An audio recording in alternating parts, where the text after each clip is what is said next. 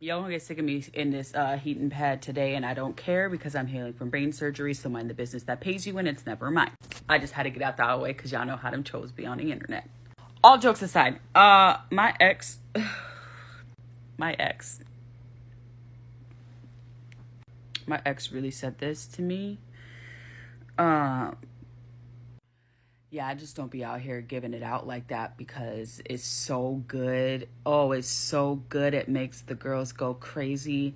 And I'm not trying to deal with any crazy girls anymore. All of my exes are crazy. It's because the was way too good. So, I got to be humble with who I give it to. Those are red flags I should have listened to, but these are actually the reasons why his exes were crazy. And I know this because I'm one of his exes. That's crazy. Number one, anytime you refuse to have relations with him, he screams at you, gets angry, and tells you how high his drive is and that he doesn't want to have to go out and cheat on you because it'll be your fault because you didn't give him what he needed. Red flag number two that I should have paid attention to, and I did not. He wasn't allowed to see his kid because his baby mama was crazy and she just took his kid away from him, and she got pregnant on purpose. But the first time he ever had sexual relations with me, he inside of me without my permission, but she trapped him.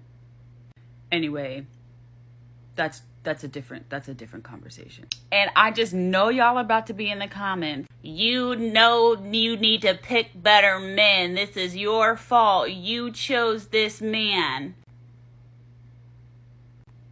Anyway, but my ex used to brag about how good it was all the time, when in reality, every single time it happened, I felt like I was going to be in an episode of Law and Order SVU, because he was giving off real grapey vibes, like, all of the time. But, like, I was so gaslit by my father's current wife about how I always ruin relationships and how I'm always living in the past, that I thought that these things were okay, and I thought that it was my fault. Moral of the story is, pay attention to the stories that they tell you in the beginning and how badly they talk about their exes and their sex life and their needs and their wants, and how they joke and play, because they're all a bunch of red flags that you should pay attention to that they'll end up using against you in the end, and then you'll be traumatized and telling stories on the internet like me.